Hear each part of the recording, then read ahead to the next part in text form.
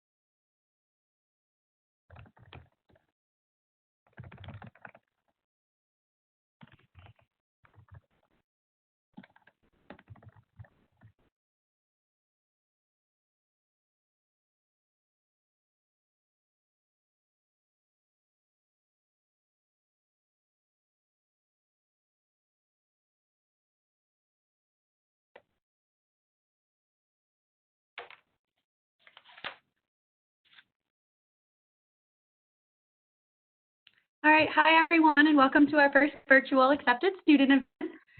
So this webinar panel is going to be on your first year and what to expect academically as a University of Hartford student.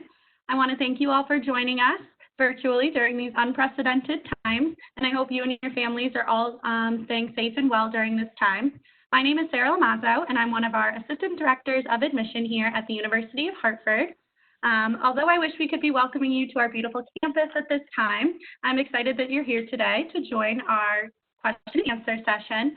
So again, if you're having any issues either viewing the presentation or being able to hear me speak, please utilize the chat feature and we'll be able to help troubleshoot that for you. You'll also notice a question and answer box in the bottom right corner of your screen. So this is what we're going to be utilizing today for all of you to be able to ask your questions to our panelists. So I do ask that you submit all of your questions through that Q&A box. We'll get those questions answered for you. My name is Sarah Lamazzo. I'm one of the Assistant Directors of Admission, and I'm going to be moderating this webinar panel today. And I will now have us introduce our panelists. So first up, we have Holly Patterson. She is a first-year advisor in the Center for Student Success. So welcome, Holly. Hi, welcome everyone. Thank you for coming this afternoon. So as Sarah said, my name is Holly Patterson, and I am a first-year advisor in the Center for Student Success. And so I'll be talking a little bit about what we do in our office as well as the first-year seminar today. So it's nice to quote unquote see everybody in the attendees list. All righty, thank you, Holly. We also have Michael Ormsby joining us today. He's our Director for the Center for Student Success.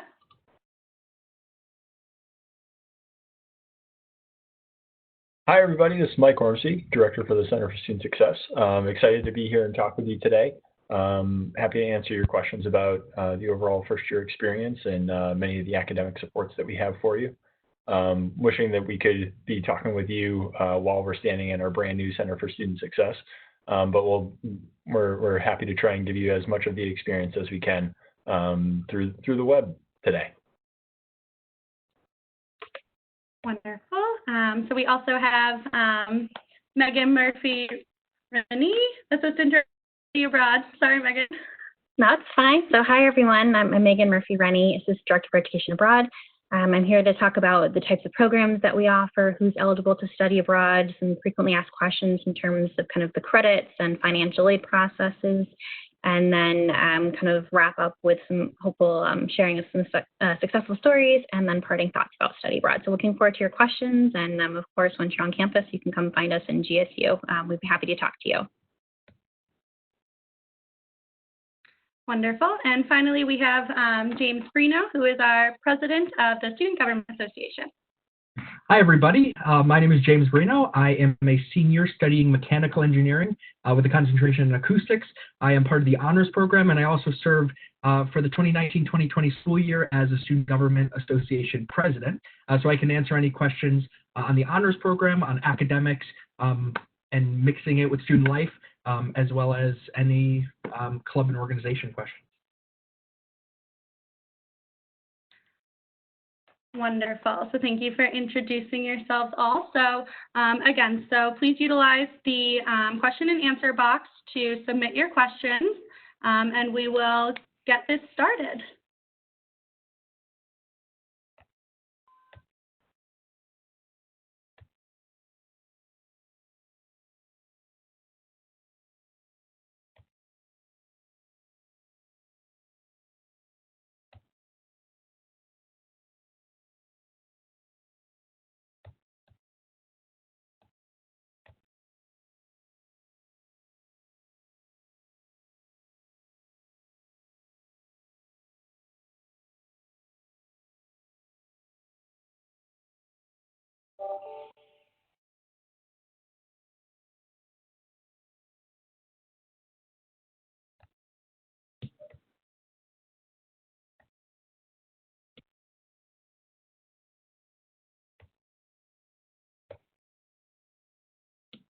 So I can answer one question here about the honors program, majoring in photography, not sure how that works. So the honors program, there are different requirements based on colleges.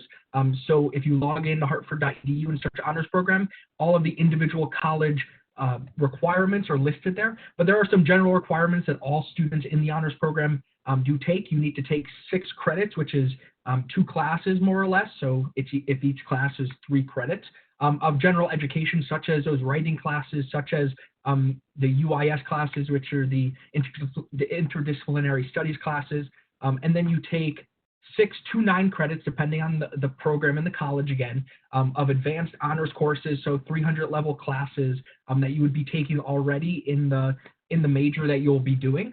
So it's not an additional class. These are classes that you're already taking, but taking it out as an honors course.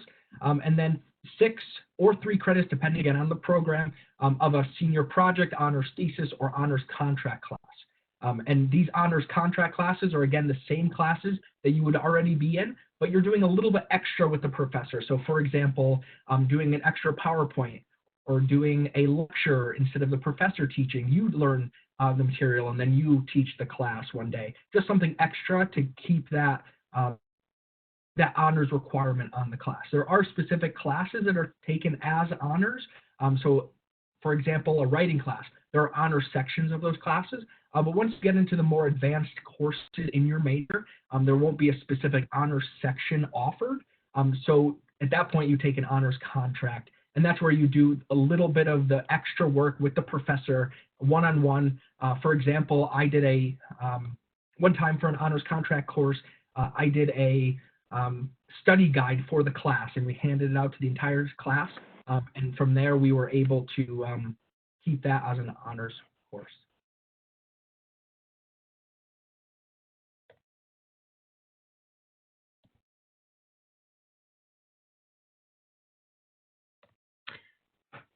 Great. Hi. Oh, wonderful. We have Holly joining us now. Hi. So I've got 2 questions here, and I think they're both applicable to everybody. So one is about the first year success seminar, which is what basically a weekly meeting with the advisor is called, but it's a class, so it's not quite a meeting. So this past fall, we implemented a class. It's called US 190.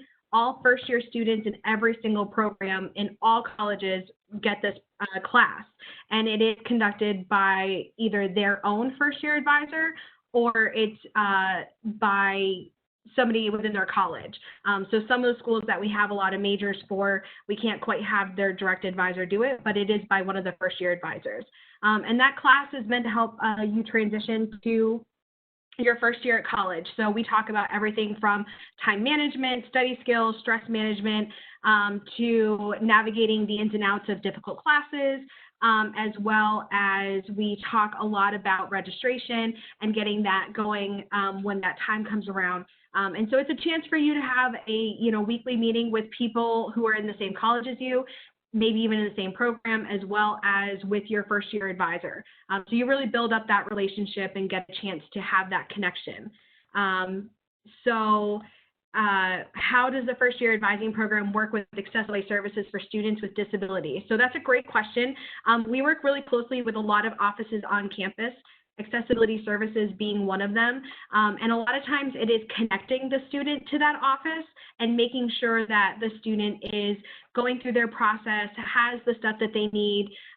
They have a little bit of their own process when it comes to working with the documentation. And so, we don't really get the information about what disability a student may have, but we're able to connect a student with that office. So there was another question about college credits. So we do, the University of Hartford does accept college credits, and those go through our admissions office, and we typically get notified of them when we go to make the schedule for the first semester. And so what will happen is your advisor will review your high school transcript, will review any college credits that come in, and we'll make sure that you have credit for a class. And if you have credit for a writing class, then we wouldn't register you for writing. So there was another question, sorry, about undecided students. So all of our undecided students do, well, we have what's called exploratory, which is in the College of Arts and Sciences, and they work with students. We have an advisor who works specifically with those students to help them, and she's really fantastic. This past year, we actually held a majors and minors declaration fair where we had representatives from all the colleges there, and students who were undecided or still exploring could go around and meet with representatives from majors and different colleges. And so we're really dedicated to making sure students who are not sure have an opportunity to really get connected with the different colleges and different opportunities. So I'm going to take a break, even though there's a few other questions, and let somebody else answer some.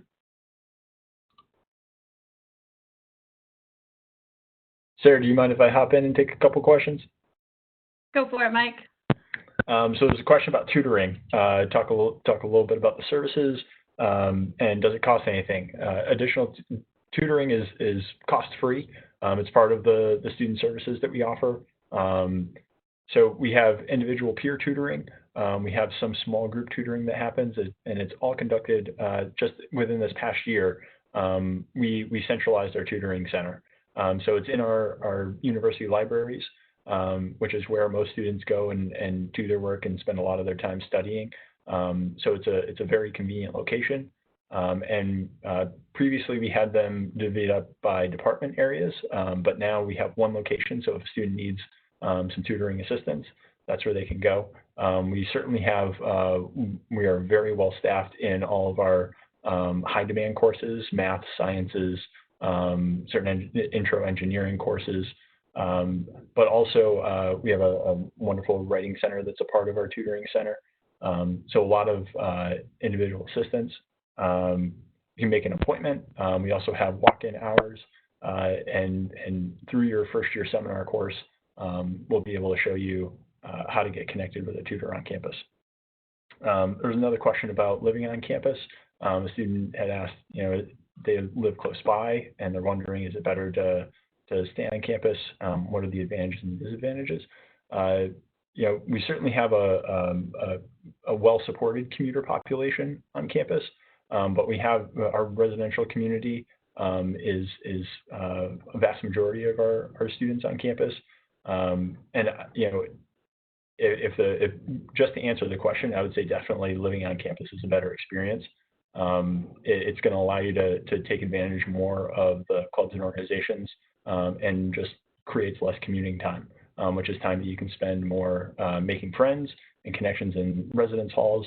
You get to take advantage of all the programming that happens in the residence halls and the facilities that we have there, as well as just time saved in between classes and some of the time that's spent going home. So we know not all students can take advantage of that, but if you have the opportunity to, it's highly recommended that you live on campus.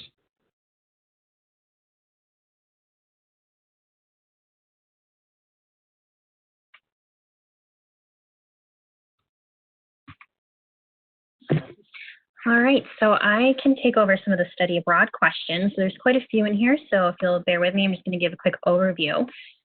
So in terms of program locations, we offer opportunities in over 50 different countries throughout the globe. So we have programs in every continent except for Antarctica. We also have programs with American University down in Washington, D.C., as well as a new partnership opening up in Hawaii, so students can study away as opposed to study abroad if you are interested. Eligibility, so first-year students, the only official program that you can participate in or on would be the first-year experience, which takes place at the end of your first full year here over the summer.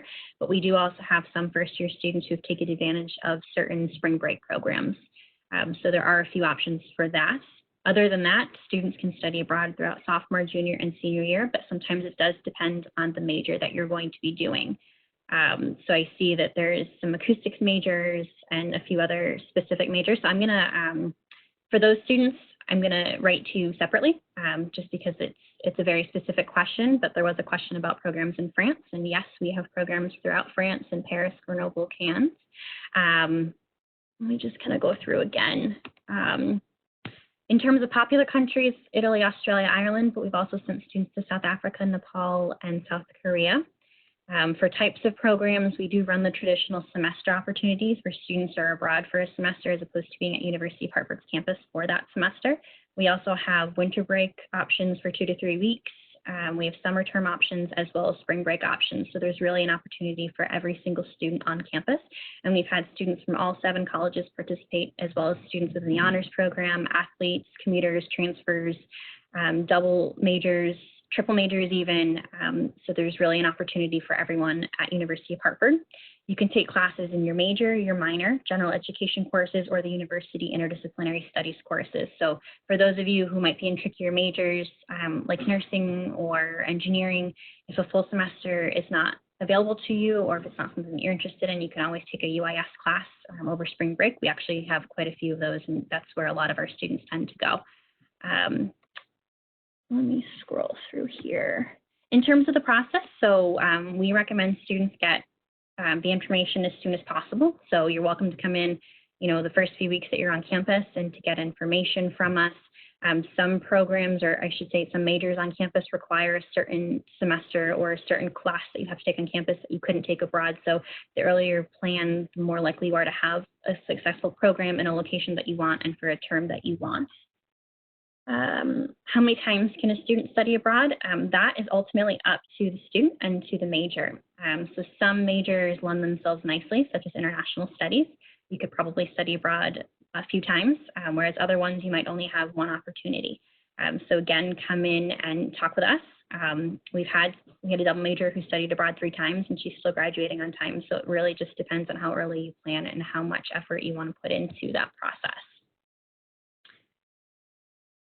Semesters, when do students usually study abroad? Again, that's dependent on the major. We do send a lot of juniors, but we're seeing a growth of both sophomores and seniors who want to study abroad. And, yes, grant funding, so financial aid. So you can use financial aid to study abroad. It does ultimately depend on the program that you're going through, but we do have a lot of students who use their UHart financial aid, or they apply for additional aid through our office, the International Center, or through our program providers, or through external funding sites such as the Fund for Education Abroad, or through the Gilman Grant, which is offered through the U.S. State Department. Everything else seems to be specific, so I will write to you guys separately, so stay tuned for my Q&A responses to you guys.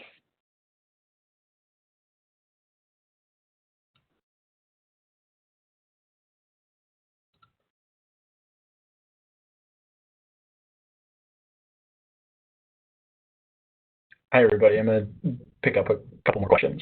There's a question about accommodations. Students who, what I'm envisioning with that is students who have IEPs or 504s from their high school experience. We have an office called Accessibility, ACCESS-ABILITY. And that's an office that's going to be able to evaluate 504s and IEPs and take a look at what accommodations we can offer based on those accommodations and what we can use at the University of Hartford. So I'd recommend looking up their office, or you can email css@hartford.edu, and we can get you their contact information and set you up with a meeting to be able to evaluate that information. So they're happy to do that on an individual basis. There's a question about orientation and whether that's still happening. As of right now, we are still planning on hosting our orientation sessions. As everybody on this call knows, there's information that's changing on a daily basis. And so as soon as we're, if we have to make the call to moving information online in a web form, we'll let you know that as soon as possible. So like I said, we're continuing to hope for the best. But if we're unfortunately not able to make that happen, we'll let you know as soon as we can.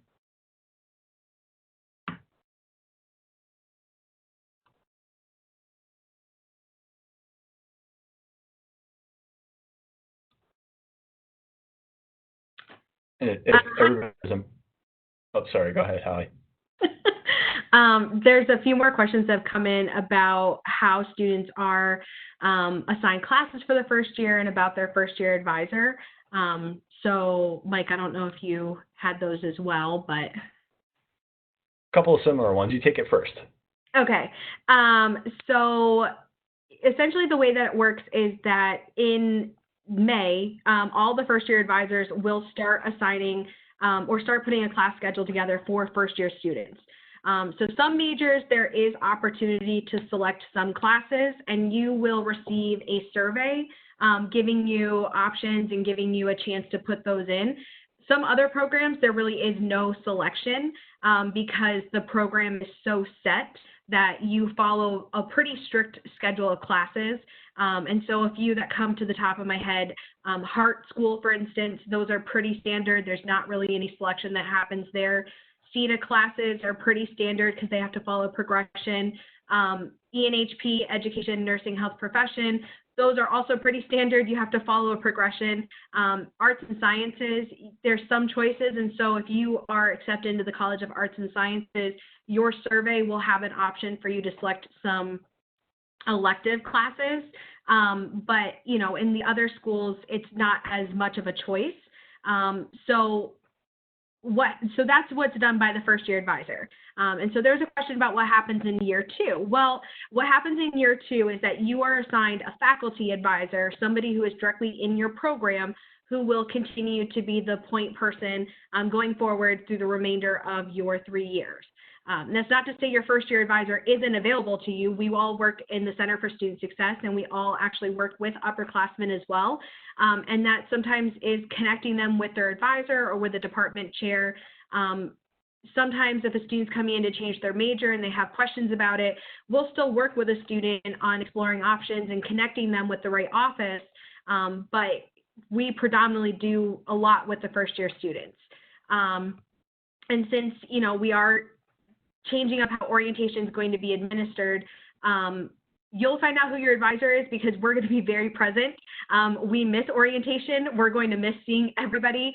We actually, you know, it's a hard couple of weekends, but we really look forward to it because it's our chance to really get to see all of you for the first time as well. And so we are going to be really working hard to make sure that you have a great experience electronically, virtually, however it happens. And so you will know who your first year advisor is. I can guarantee that. And as far as transfer credits and what to sign up for, again, that's pretty much going to be decided because we'll know ahead of time. And then there's so many other questions about this now that I've started talking. So just really quickly, and then I'll shoot over to Mike. It's one of the things was about pre-professional programs. Pre-professional programs are ones that you are going to be basically getting prepared to go on either to grad school or, you know, and most of those are actually grad school, so I'm not going to say or. So for example, health sciences pre-professional, those are students who are going on to grad school to major in either, you know, doctor of osteopathy, MD, or, you know, anything along those lines. So those professional programs are preparing you with your prerequisites for your grad program. So I'm going to take a break and hand it back over to Mike. Well said, Holly. Yeah, so if we have to make the move to online orientation, similar to this, you know, this is an event that was meant to be hosted in person. We're going to figure out ways to make sure that our students are connected to their advisors. I think, you know, by the time the first semester starts, you might be a little nauseous of hearing your advisor's name over and over again, just because we make sure that we maintain really close contact. And we want to make sure that you have all your questions answered. So they're a phenomenal resource for that. In terms of, like Holly said, you know, making sure that you get your classes, the survey, again, is a really important part of that. And that's sent out to you in order to answer the questions that you can in order for us to be able to best evaluate when you're putting your courses together. I'm going to throw into the question and answer section the accessibility office link so that everybody has that. There's also a general question of what is the Center for Student Success, and I'm really glad you asked. It's where all of our first year advisors are housed. They have a cohort of each college's first year students. And so they're both the advisor to assist with classes being taken, and general guidance in the first year, but they also teach the US 190 class, the first year seminar class. And so they're really, just like the wraparound service for first year students.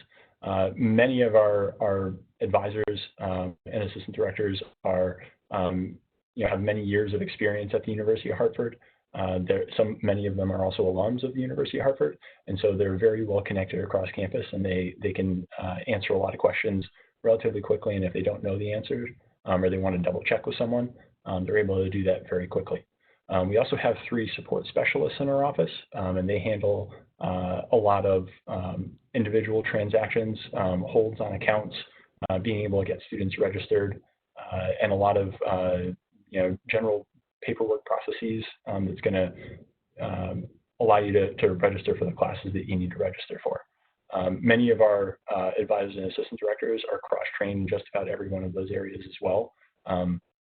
And so the whole purpose of creating the office, and this is a result of putting a lot of people together over the past couple of years, was to be able to create more of a one-stop shop.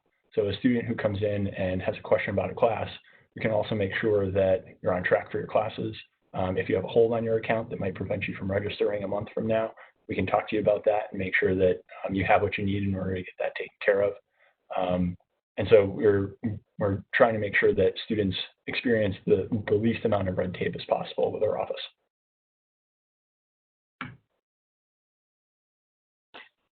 I can jump in and answer a few questions on the honors program as well as some student life. So a couple of the questions were honors program, being accepted into it, declaring. So the honors program is can be entered in at any time. You can come into your first year in the honors program, but any student can be put into the honors program after the first semester if you have at least a 3.0 GPA after your first semester. It's not a commitment that you make at the beginning and you have to do it.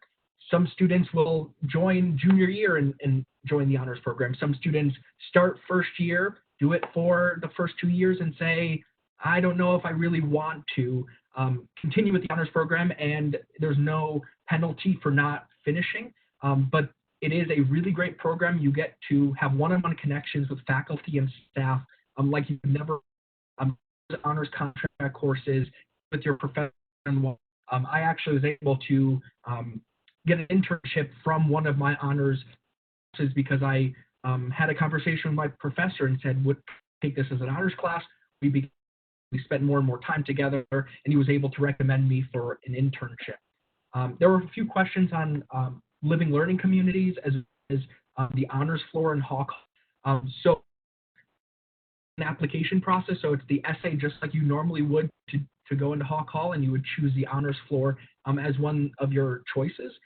It's not a guarantee that you would get into that floor. It's not a guarantee you would get into Hawk Hall, but the honors program floor in Hawk Hall is really great because you get to mingle with all different majors, all different students from every college. And a lot of students are in the honors program. A lot of them are just looking to be part of the honors program as well.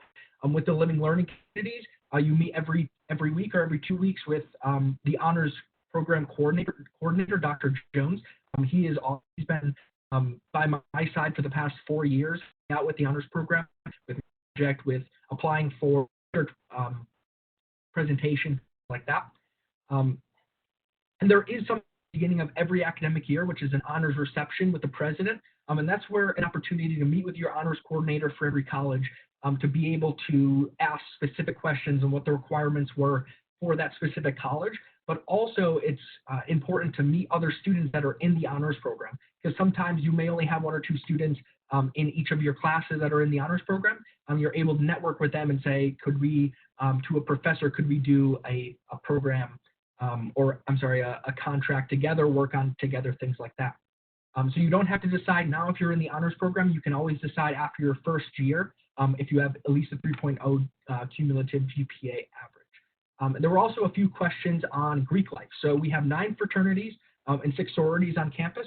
It makes up about 17% of our student on-campus population, which is not a lot. There are no houses or fraternity houses or sorority houses on our campus. So it's more of a social fraternity aspect as well as a service fraternity aspect. And more information can be found right on the Hartford website on the individual sororities and fraternities that we have on campus. And then a question on clubs and organizations. We have over 90 clubs and organizations on campus. Anything you could think of, we have it, and we fund all of those clubs and organizations. And it's very simple to start one, just 15 students and a faculty and staff advisor, and you're able to get recognized under student government. And it's always great to meet people in your clubs and organizations. And that's one of the biggest things that I tell first-year students all the time is to get involved, because that's where you meet your friends, meet your future roommates and future friends.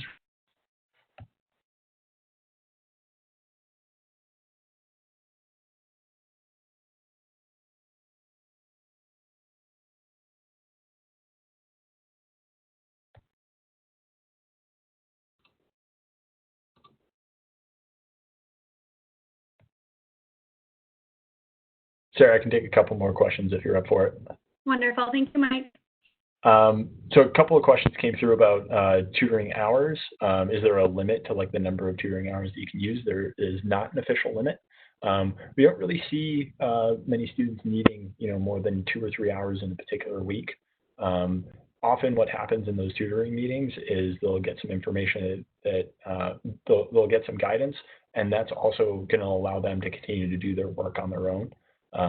So it's, there is no official cap, but most students really usually don't need more than about 2 hours a week. Some go to 3 or 4 if it happens to be a heavy exam week and it's something that they're struggling with. But it's not having a cap, it's an excellent resource, and you're able to use as much of it as you'd like. There's also a question about the registration survey and when that's going to go out.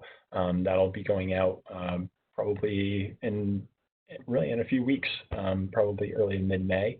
And so that's, I'm also seeing a few other questions come through about getting to know your first year advisor, and making sure that you have what you need in order to go into the first year. And that's really why we have those folks available, wonderful people like Holly, who are there throughout the summer to be able to answer your questions, and make sure you can call them, you can have an individual conversation with them, you can exchange emails back and forth, and they're there to be able to answer those questions for you.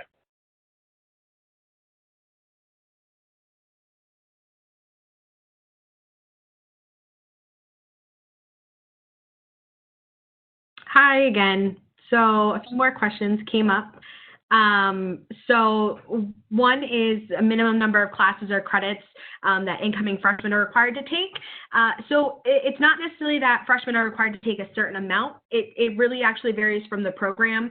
But in order to be considered a full-time student, you have to be registered for a minimum of 12 credits every semester. And so we typically will register students for about 15. There are some programs where it's a little bit more. So for example, in the nursing program, I can tell you that those students take 17 in their first semester. PT takes a little bit higher. Students in the engineering and architecture programs take a little bit more, as well as UHart. So again, it depends on the program. The average number for most students is 15 though. And classes range from 8:30 until 10 o'clock at night. So it's really, we try to fit in and give students, a schedule that makes sense.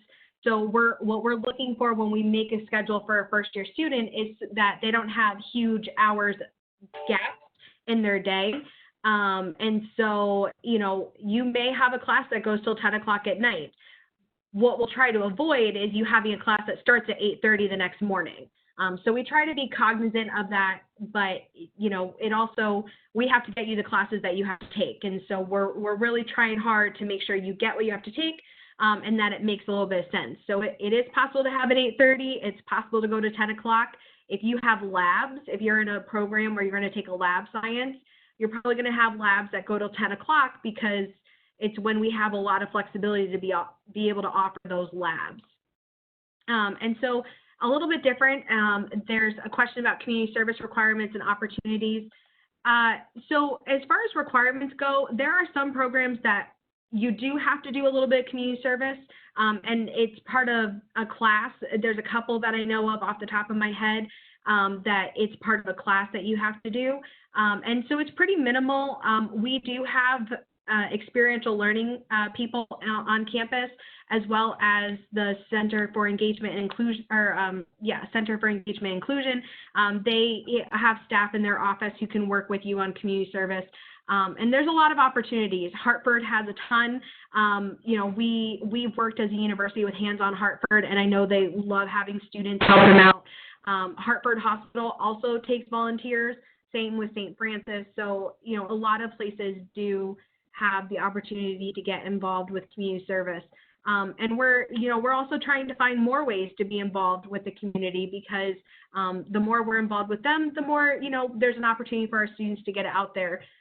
So, definitely be on the lookout for that. So that's kind of the synopsis of what I got for now. So somebody else can kind of jump in there. Oh, wait, sorry, before, there's a question about meal plans. Sorry, Sarah. So I'm going to give the advice that my mom gave me when I went to college, and that is to sign up for the meal plan that gives you the most options, because you can always drop it down. And so if you start off with the one that gives you the most options, you kind of get a chance to figure out what works best for you. So when I was in college, I wasn't a breakfast person, so it didn't make sense for me to have a meal plan that provided me time to go have breakfast, because I didn't use it. But I didn't know that until after I went through about a semester of college. So I always give that advice because it worked well for me, and I made it through. So I give that same advice to anybody. Is I tend to encourage people to start with the plan that gives them the most options, because you can always drop it down from there. But James, being a student, may have a little bit more to add on that. But that's always my advice. I can definitely agree. The food on campus is awesome. There's so much variety. We have a Subway on campus, a Moe's on campus. We have rotating stations, and then we have our dining hall that always has 7 to 8 different stations throughout the entire dinner, lunch, and breakfast time. So yeah, definitely the meal plan that gives you the most options. I would recommend first year, same as I did, was the all access plan that gives you unlimited swipes to our dining hall. Because you really don't know how many times you're going to eat, what your schedule is kind of going to be like, and things like that, when you're going to be hungry for a snack, things like that. So I saw myself going in just for an apple every once in a while, or just a bagel in the morning every once in a while, things like that. So definitely the all access plan is great first year, because you're kind of getting used to the whole dining, not in your parents' or school and things like that.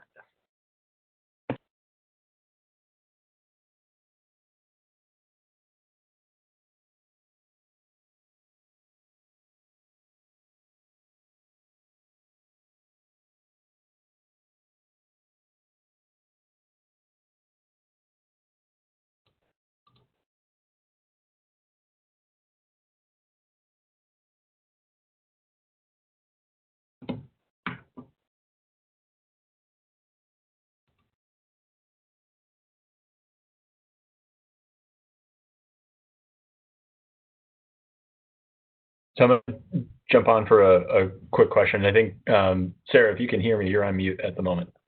There's a question about the RA program, Reslife.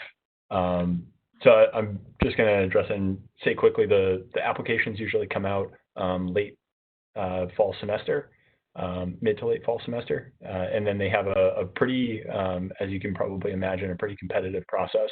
Where they do a series of group interviews. There's an application involved, and then resident directors are heavily involved in evaluating all the candidates and making their selections. So the application will go out. It's a question. They can go to reslife at hartford.edu. But they make a pretty wide advertisement mid to end of fall semester. Sorry, go ahead, Sarah. Sorry about that, folks. I didn't realize I was muted. We've all done it. We've all done it. Just getting used to this virtual life. So I just wanted to, going off of, we were talking about meal plans and the dining facilities, and someone had a concern about allergies and how those are handled with our dining facilities. So our dining staff is really wonderful in accommodating any students who have any allergies or dietary restrictions that they might need accommodations for. So there's an entire part of our main dining hall where students with any allergies can go into, and that's a safe space for them to make and prepare their food. But they'll also work with you on a case-by-case basis to have meals prepared for you that work with your dietary restrictions. So anytime there's any concern about the food in the dining hall and if you'll be able to eat it, again, our dining staff is really wonderful in accommodating that. Does anyone else have any questions that they can jump in and answer?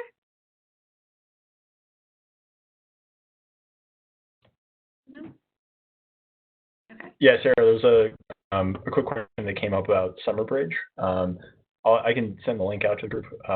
The dates are posted on our website, but if you go to hartford.edu and you just search Summer Bridge, it's the first option that comes up. Wonderful. And I am seeing we do have some questions about the deposit deadline. So as someone in admission, I will just speak to that briefly because I know that is a concern. So as it stands, the deposit deadline is still May 1st. However, if you feel like you need an extension on that for any reason, please just email us at admission@hartford.edu, and we'll be more than happy to help with any accommodations that we can make for that. Again, so it is May 1st deposit deadline. That deposit is refundable at this time. But again, if you need an extension, please email us and we'll be happy to work with you on that. Another question came in on mental health. And so our primary office is, we call it CAPS, C-A-P-S, Counseling and Psychological Services. We have a really strong staff of professional and PhD, PhD, and master's level counselors. We also have a PsyD program on campus, which many of our students get hours through our counseling office as well. So it's on the third floor of our student union. It's actually the floor above our office, which was another reason that we were really excited to get some brand new space in our student union, so that when we have students who we need to make referrals to counseling and psychological services, we can walk them right up there and get them scheduled for an appointment. They're a really wonderful staff.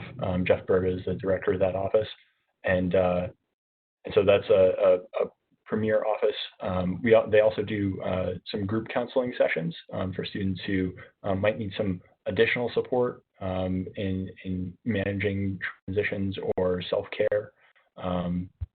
And so they also do a fair amount of proactive programming. Had we been on campus, then an event that they run is Fresh Check Day, which is also a way to publicize a lot of the mental health supports that we have on campus. So counseling and psychological services, CAPS, is the place to be.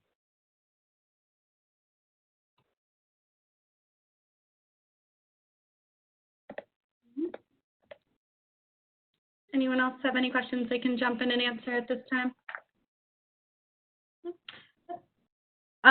It looks like there's a question about health services, which is separate from CAPS, Counseling and Psychological Services. So I personally think that we have great health services because it's managed by Hartford Healthcare. So we have actual doctors and RNs who work in our health services office.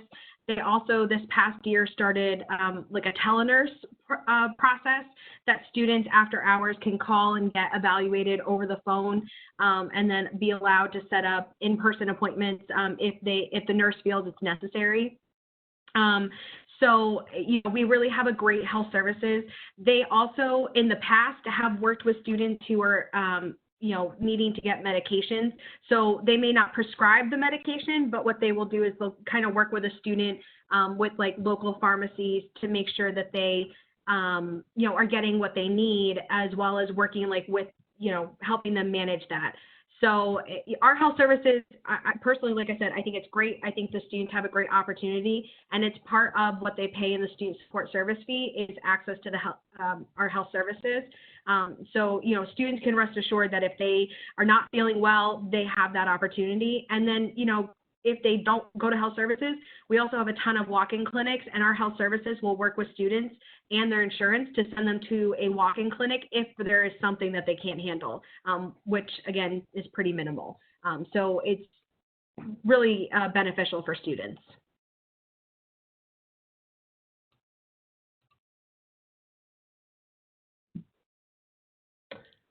So I'm going to answer, there were a couple of questions about internships and really timing of internships and when to do that.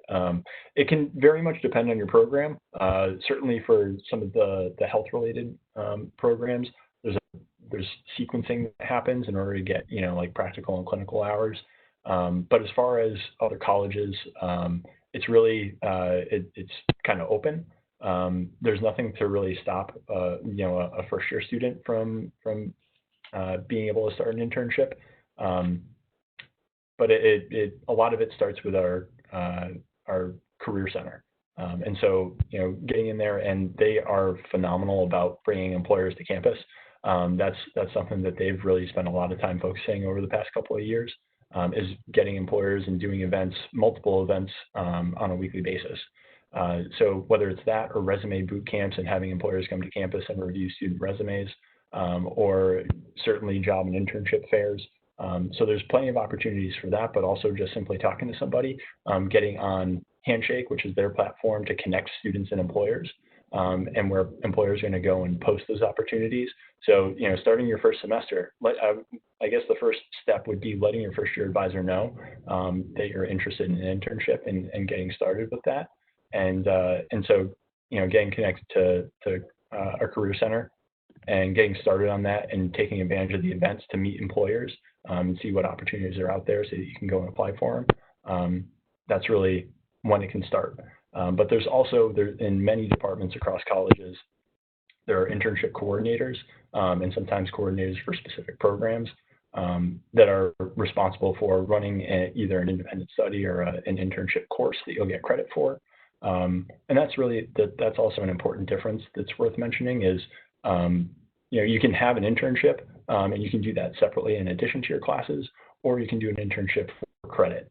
And so some programs structure that into their curriculum over the 4 years.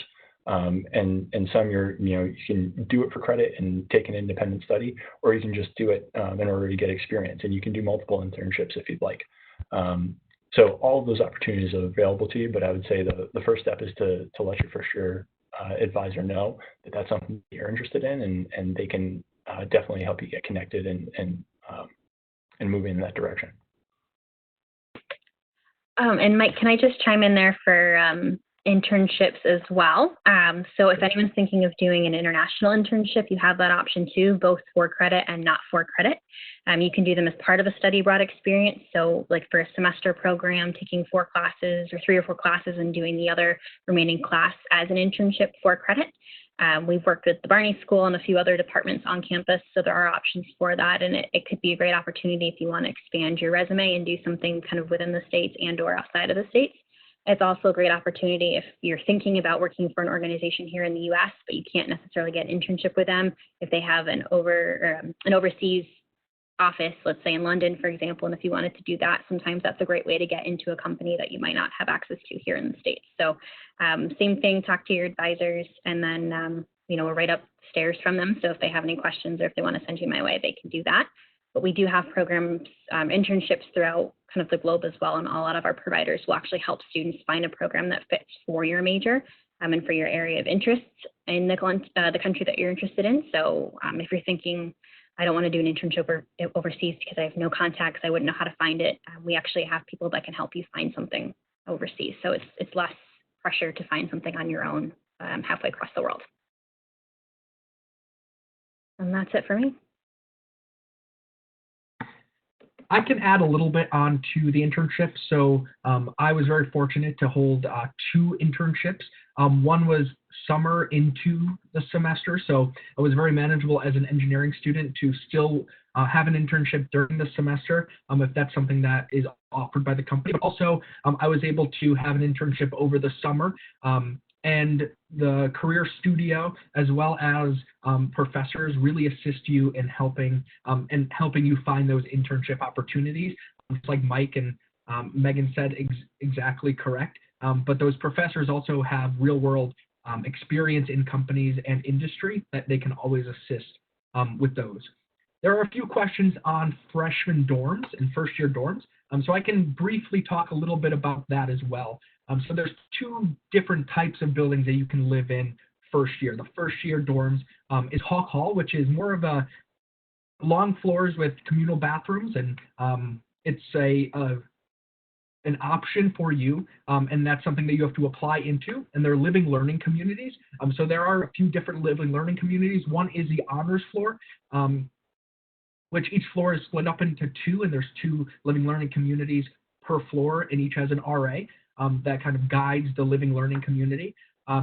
So each floor is split up, and there are brand new ones coming next year as well. So please be on the lookout for those. And it's an application through the housing application. It's just a brief essay on why you would like to be part of Hawk Hall. But for those that are not really into that style of living, there is the complexes. And the complexes are a little bit more segmented, but that's where I lived first year. I lived in a complex, and we have 4 complexes for first-year students, A, B, C, and D. And each floor is split up with a common room, a bathroom, and each side shares one of the bathrooms and the common room. Each floor shares the common room, and that's where you live with you and your roommate, and there's about 8 people on each side that share a bathroom. I preferred that over Hawk Hall just because I wanted to really get to know my floor a little bit better than the very long hallway that Hawk Hall is. But a lot of students have a great experience in Hawk Hall and the complexes. I chose the complexes, and I don't regret it because it was an amazing opportunity to learn so much and be able to hang out with friends. And we actually projected onto the walls in the common space movies and TV shows and things like that, which was really great. And then just to answer a few more of the questions on the honors program. So each college specifically has individual requirements for the honors program.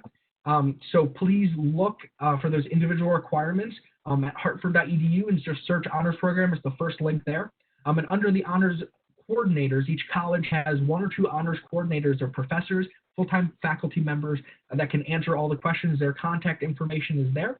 But also Donald Jones, Dr. Jones, he's the honors program director for the university. He can answer all your questions as well, the individual questions and things like that. And again, it's not a commitment right away. If you start off in college, you say you don't want to do the honors program, and a little bit down the road, I've even seen friends that have started junior year and were able to finish. But it is easier to start first year, and that's what I did. I was able to finish the requirements.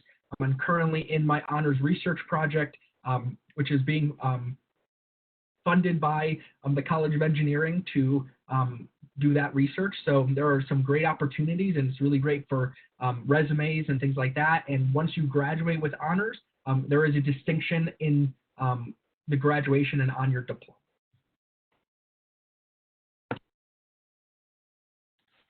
Great, thank you, James.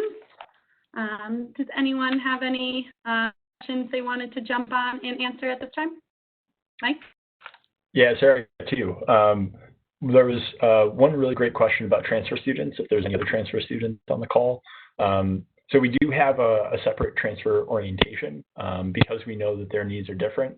We want to make sure, and we want to make sure that transfer students are able to connect to each other, that they know who else is in a similar position and has similar experiences. So we have a separate transfer orientation that happens. Typically, it's planned in August, the day before our last orientation starts, so that number one, they can get the feel of campus before it gets super busy, and they have some time again to connect with other transfer students before classes start. So we have their own transfer experience. We also have Julie Spring, who's our associate director in the Center for Student Success, who is your main contact within the center.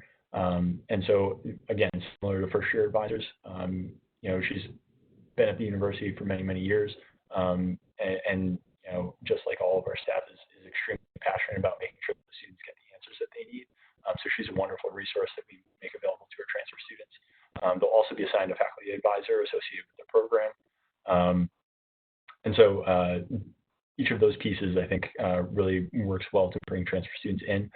something that we've started to build out this past semester, or actually this current semester, and we'll continue to do in the fall, is a series of meetings that happen beyond that orientation session in August. So we're going to advertise probably once a month, September, October, November, to have both an info session that we think applies to students, to transfer students in particular, things like financial aid, internships, those kinds of things. But also that offers an opportunity to meet other transfer students that you might not have had the chance to cross paths with since you met them during orientation. So those are some of the primary things that we offer for transfer students. There's also a question of if you could sum up in 2 sentences what the overarching value of Hartford is. I think, I've also, one of the things that I've come across over the past couple of weeks in talking with our students who are at home and are learning online, I think, when things like that change so dramatically, it allows you to reflect and evaluate, what you had and what's lost in the moment. And so a lot of our students are saying our faculty are doing a really great job adapting to the online learning environment, but they all miss campus. They all miss being around their friends, and they all miss the feeling of being at the University of Hartford. And so I think that's our overarching value, is that we have a lot of people that care. And I'm really honored and thankful that I get to work in the Center for Student Success, because I see day in and day out all of our first year advisors who are willing to do absolutely anything in order to answer students' questions and make sure that they feel comfortable and cared about, and that they do everything in their power to make sure that they have a really wonderful experience. So I would say the overarching value is that we really have staff who care overwhelmingly about our students and making sure that they have a good experience. That was wonderful. Thank you, Mike. Thanks to whoever asked that question. Yeah. So I've got a couple of questions. The first one, easy, can freshmen have cars on campus? Yes, freshmen can have cars on campus. We do have a parking permit fee that is due every year for all students to have a car on campus. So one of the things to think about is, what is the need for the car on campus? And so we do see a lot of first-year freshman students not have their car on campus, but their second, third, or fourth year, when they have either clinicals, student teaching, or an internship, and they have a little bit more of a need to be mobile. There's a question much earlier about a shuttle. So we do have a shuttle that runs pretty regularly on the weekends to most of the shopping areas, as well as West Hartford Center, which is really great if you want to spend the weekend going and walking around and doing some window shopping. And there's lots of great restaurants, and so I often see students out there. But it also goes to the mall, and it goes to a place where there's like a Marshalls and a Target. So students can get where they need to go on the weekends, as well as the bus system drops off and picks up on campus. And Uber and Lyft are in full supply in the Hartford area. So students are not without a shortage of options, as well as Zip cars. We do have Zip cars on campus. So there is not a parking garage for any students, and parking is not assigned other than their specific lots. So that's kind of why, we're thinking about why you need to have a car on campus your first year, but it is something to think about. And then the question about dual admissions, so students who are admitted to Hillier and then who will be going on to another program to finish their 4 years. So this is a pretty great opportunity, because it allows for students to basically get their gen eds and get those first 60 credits done with a lot of support. Hillier, we have great staff, we have great support. There's a lot of programs that Hillier puts on to really help the students. And then after their 2 years in Hillier, they'll go on to finish up their 4-year bachelor degree, whatever program that they may have been admitted to, or even change their major into. We do see students in Hillier changing their focus all the time. And so it's not uncommon. Hillier has a lot of agreements with the different programs in different colleges to make it easy. So if a student comes in and says, well, I want to, get my bachelor's degree in psychology, then they'll do a certain track in Hillier that will set them up to complete their psychology degree. So we have great advisors who work with them, plus they have great advisors in Hillier. So students are set up really well for that dual program. And that's essentially what it is. They start in Hillier, they get their gen eds, and then they finish up their core classes once they transition into their major. So that's all I had, Sarah. So back to you. Thank you, Holly. Did anyone else have any questions at this point? If not, I have something I can touch on. So we did get questions in about work, study, and get a job on campus. So I just wanted to give some further information about what that entails.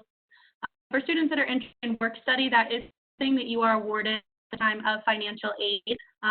So it would be on your financial aid package if you're work study eligible. However, I love to express to students that just because you don't have work study doesn't mean you can't get a job on campus. There's still plenty of opportunities for you to find it on campus. Whether it be with our dining services team. I know in our admission office, we employ all of our tour guides. So there's plenty of opportunities on campus. I did see one question asking if there's shops or restaurants off campus that students can get a job at. There's plenty of restaurants in the West Hartford area that students would be able to seek employment at if they aren't able to find anything on campus. But like I said, there's plenty of opportunity for students to get a job right on the University of Hartford campus. So if that's a part of the college experience that you're looking for, then you're definitely going to be able to get that at the university. I just wanted to touch on that briefly. I would say we have probably about 20 more minutes to answer all of your questions. So definitely keep submitting questions that you'd like answered, and we'll do our best to answer all of this for you, everyone. All right?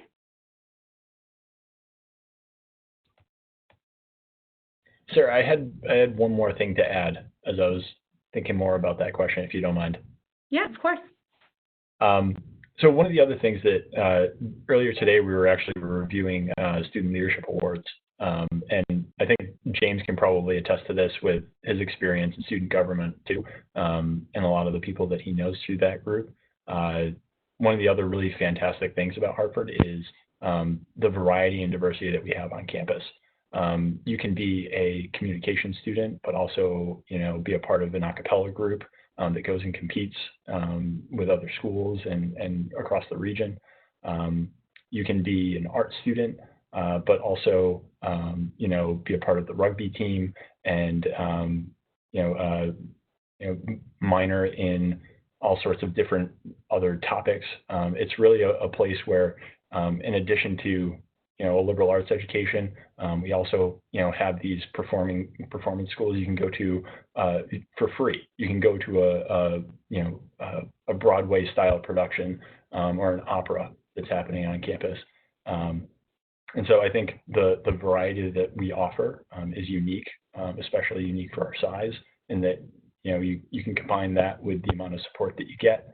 So in thinking more about that question, that's something else that I thought was really, really important that I wanted to mention. Wonderful. And I can definitely attest to exactly what Mike was saying. One thing that's really great, that's more forced in student government, is that every school and college has, and every dorm and every program has a representative in student government. And that's why I've been involved for the past 4 years, is because you may be in your one program, like for example, I'm in the mechanical engineering program. We're in classes with mechanical engineers every single day, all week. And sometimes it can get boring because all you talk about is engineering. So you really need more of a diverse group of friends in order to, well, for me personally at least, is to stay engaged and be able to have conversations. And that's what student government, and that's what the entire University of Hartford really is that we're so diverse. There's so many different types of majors and so many different students from all walks of life and all states that you're able to really have a diverse and really educational experience. For example, I have a friend, he lives in Minnesota, and I've been friends with him since first year during early adventure. So, and I don't know if information on early adventure has been given out, but it was when I did a camping trip 3 days before the start of the semester in August. And the friend group that I have now, I actually met during that experience. So 2 of them actually started dating, so they've been dating for the past 4 years. But all 4 of us in the group, we've been friends since early adventure, and that's where we met, and we've been friends for the past 4 years. We're all going off into our own separate places: Minnesota, Florida, Connecticut. I'm from Connecticut, but we're all staying connected because of a common interest, and we're all different majors and things like that. So I definitely agree with Mike.